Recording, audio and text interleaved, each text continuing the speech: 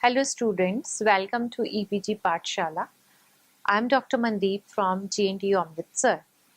Today we are going to talk on the module the Competition Act 2002 from the paper Business Environment.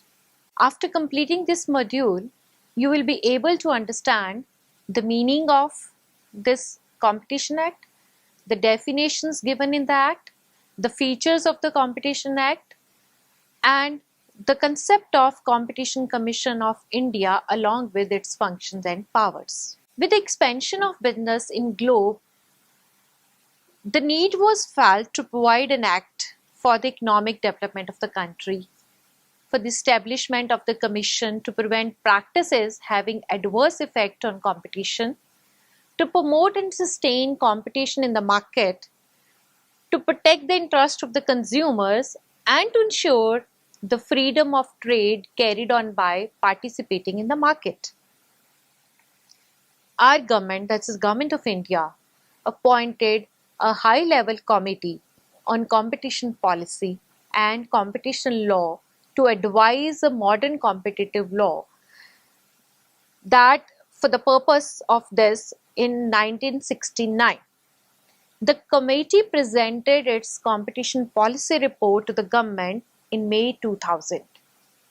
In November 2000, the competition law was drafted and presented to the government, and after some discussion and consultation with the interested parties, the new law, namely the Competition Act 2002, was passed in India. This act may be called the Competition Act 2002, which extends to whole of India except the state of Jammu and Kashmir. It shall come into force on such date as the central government may by notification in the official gazette appoint. There are various definitions relating to the various concepts given in this act.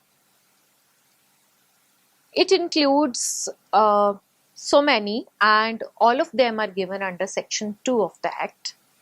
For example, accusation.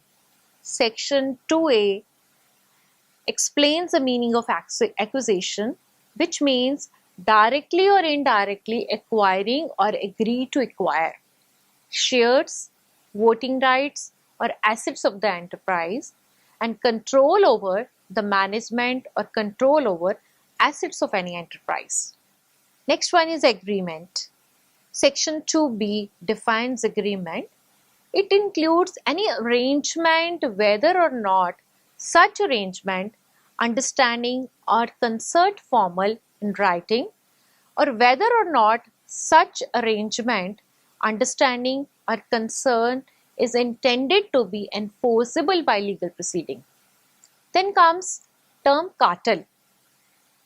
Defined under section 2C of the Act, it includes any association of producers, sellers or distributors, traders or service providers who by agreement by themselves limit, control or attempt to control the production, distribution, sale or price of the trade in goods or provisions of services. Another definition is chairperson according to section 2D.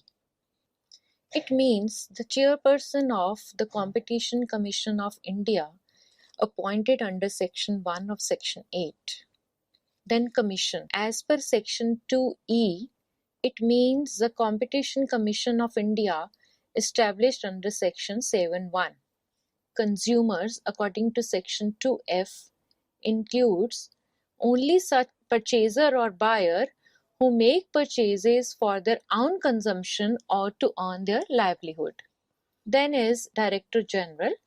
As per section 2G, it means the Director General appointed under section 16.1 and also includes additional, joint or deputy or assistant Director Generals. Enterprise. As per section 2H, it means any person or department who is engaged in any activity relating to production, control of goods or articles or provision of services of any kind or in investment, or in the business of acquiring, holding, underwriting, or dealing with shares, debentures, or other securities, whether such unit or subsidiary is located at the same place or at different places. Another term, that is goods. Section 2I. It means as defined in Sale of Goods Act 1930 and includes the product manufactured, processed, or mined, the debentures, shares, and stock after allotment in relation to goods supplied, goods imported into India. Next come the term member as per section 2J. It means a member of the commission appointed under section 8(1) of the Act. It includes even a chairperson. Notification. Section 2K. Notification means notification published in any official gazette. Next is the person as per section 2L. It includes any individual, any Hindu undivided family, a company, a firm, an association of persons, a corporation established under central, state, or government company, a body corporate incorporated under a law of foreign country, a cooperative society registered under any law, local authority, every artificial judicial person. Next comes the term practice. Section 2M. It includes any practice relating to carrying on of any trade by the person or enterprise. Prescribed as per section 2N. It means prescribed by the rules made under the Act by the central government. Next is price, section 2O. Every valuable consideration, whether direct or indirect or deferred, includes any consideration which relate to the sale of goods or any other good. Public financial institution, section 2P. Public financial institution is defined in section 4A, Companies Act 1956, and it also includes state, financial, industrial, or investment corporation. Regulation according to section 2Q. Regulation means regulation made by the Competition Commission of India. Relevant market, section 2R. The market which may be determined by the Commission with reference to relevant product market. Now, relevant geographical market, section 2S. Relevant geographic market is a market which consists of the area in which the conditions of competition for supply of goods or services are homogeneous and can be differentiated from the conditions prevailing in the neighboring areas. Next comes relevant product market, section 2T. It means a market comprising of all those products or services which are regarded as substitutable and interchangeable by the consumer. Service, section 2U. It means service of any description which is made available to the potential users and includes the provision of services in connection with the business of any industrial or commercial matters like banking, education, financing, insurance, transport, storage, energy, boarding, lodging, entertainment, construction, repair, and advertising. Shares, section 2V. It means share capital of the company carrying voting rights.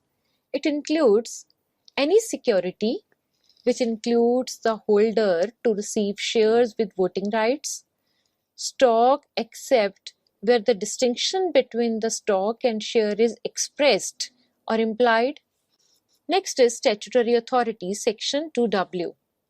It means any authority or board or corporation or council or institute or university or a body corporate established under any state, central or provisional act for the purpose of regulation of production or supply of goods or provision of any services.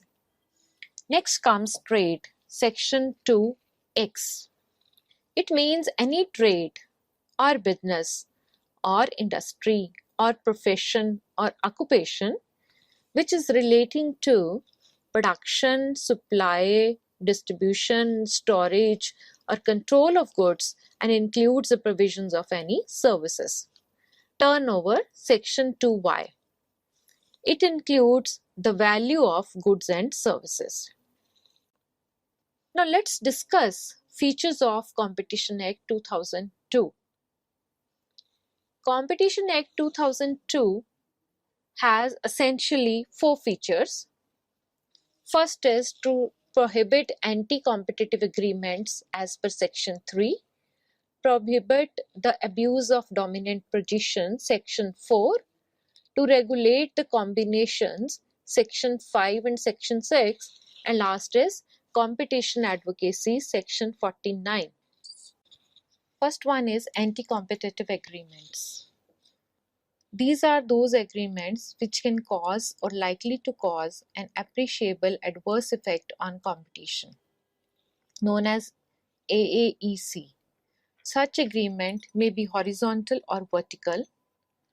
Horizontal agreements are between the enterprises at the same stage of the production chain and is generally between two rivals for either fixing prices or for sharing market or for limiting production. These are presumed to be illegal. For example, cartels, bid rigging, collusive bidding and sharing of markets, etc. Then comes vertical agreements. These agreements are between the enterprises at different stages of production chain, like an arrangement between the manufacturer and the distributor. They are not presumed to be illegal. For example, tie-in arrangements, refusal to deal, exclusive supply or distribution agreements, resale price maintenance, etc. Bar from entering anti-competition agreement, according to section 3, subsection 1 of the Act, it provides a prohibition on the following to enter into the agreement which causes or likely to cause an AAEC in India. That is an enterprise, association of persons, two associations of enterprises, and two associations of persons. If an agreement is entered between any of the above, it would be considered to be void under the Act. Section 3, subsection 2 of the Act states that even if the agreement has been entered into outside India, the CCI would have the powers to inquire into such an agreement if such agreement has an AAEC in India. Similarly, section 3, subsection 3 of the Act states that an agreement entered into enterprise, association of person, two associations of enterprises or two associations of persons for similar goods or services, which directly or indirectly determines sales or purchase price, limits or controls the production, supply, markets, or technical development, shares the market or source of products or services, directly or indirectly result in bid rigging or collusive bidding. Secondly, it shall be presumed to have an appreciable adverse effect on competition.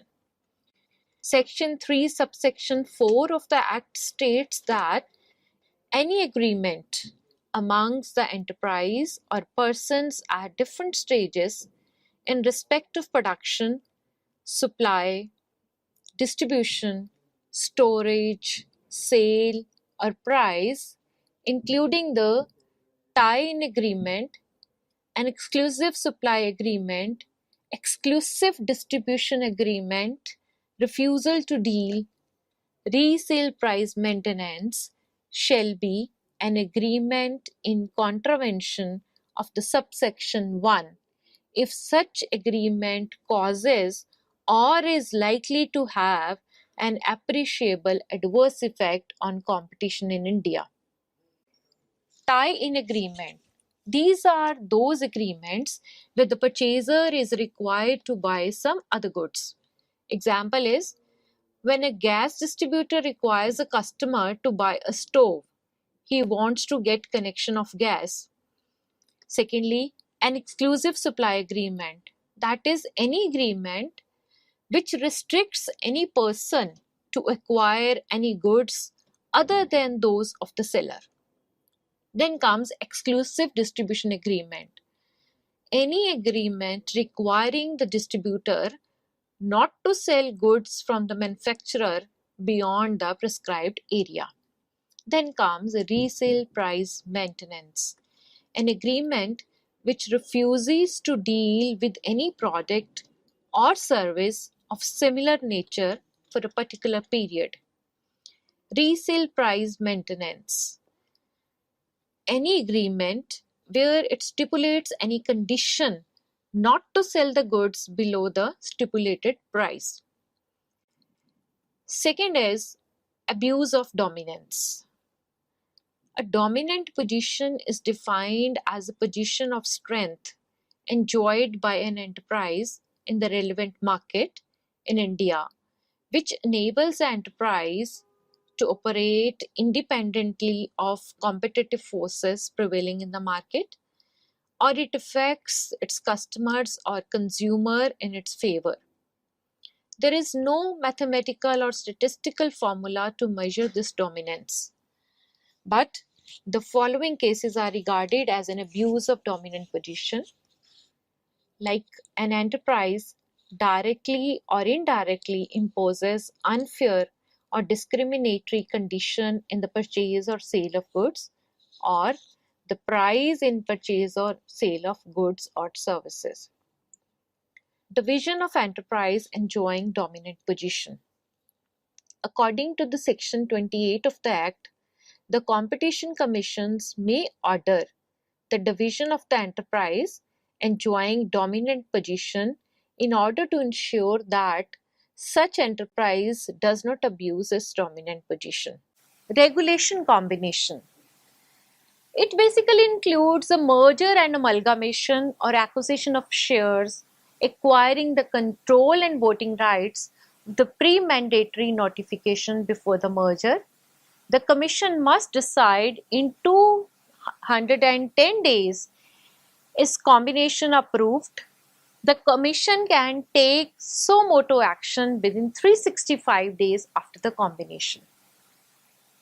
Section 6 of the Competition Act prohibits any person or enterprise from entering into agreement which causes an appreciable or adverse effect on competition within India, and if such combination is formed, that will be void.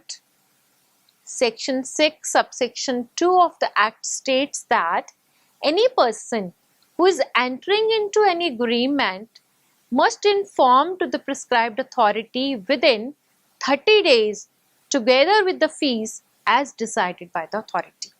Fourth one is competition advocacy. Under Section 49 of the Competition Act, central government or the state government may take advice from the CCI on the policy of the competition. The Commission will give his opinion to the government within 60 days for the formulation of policy. The role of the Commission will be advisory and will not be binding on the government. The Commission is empowered to take suitable measures for the, firstly, promotion of competition advocacy, secondly, creating awareness about the competition and imparting training about the competition issues. Next comes the Objectives of Competition Act 2002. This is an act to provide for economic development of the country, for the establishment of a commission to prevent practices having adverse effect on competition, to promote and sustain competition in the market, to protect the interests of the consumers, and to ensure freedom of trade carried on by the participation in the market. Competition Commission of India, that is CCI, the central government under Section 7 has been empowered to establish a Competition Commission of India by the issue of notification. Competition Commission of India, that is CCI, is a body of the Government of India which is responsible for enforcing the Competition Act 2002 throughout India and to prevent activities that have an adverse effect on competition in India. It was established on 14th October 2003. Let's talk about the composition of this Competition Commission of India. According to Section 8 of the Act, Competition Commission of India consists of one chairman and 2 to 6 other members to be appointed by the central government.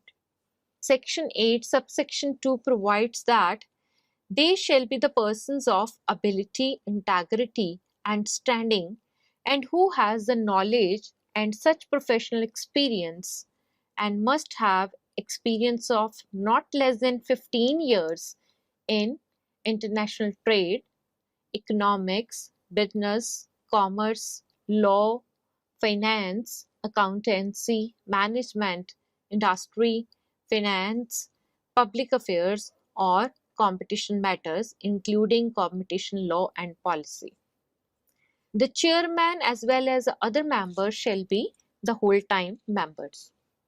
Now, the term of office of this chairman and other members, they shall hold the office for a term of 5 years and shall be eligible for reappointment even, provided that the chairperson or other member shall not hold office after attaining the age of 65 years.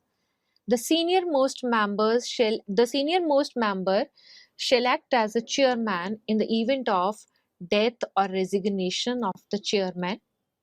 If any vacancy is caused by the resignation or removal of the chairperson or any other member by death or otherwise, it shall be filled by the fresh appointment according to the provisions of the Section 8 and 9. As far as the resignation and removal or suspension of the chairperson or members is concerned, the Act states that the chairperson or any other member may by notice in writing under his hand addressed to the central government resign his office. The central government may remove the chairperson or any other member if the person is adjudged as an insolvent or he has engaged during his term of office in any other paid employment. Moreover, if he has been convicted of any offense, he has acquired such financial or other interest as is likely to affect prejudicially his function acting as a member, or he has become physically or mentally incapable of acting as a member. As far as the salary of the persons is concerned, the salary allowance and other terms and conditions of the service of the chairman and other members, including travel expenses, house rent allowances, conveyance allowances, and other medical facility, shall be as such prescribed by the authority. Appointment of Director General. Now, Director General is an important functionary under the Act.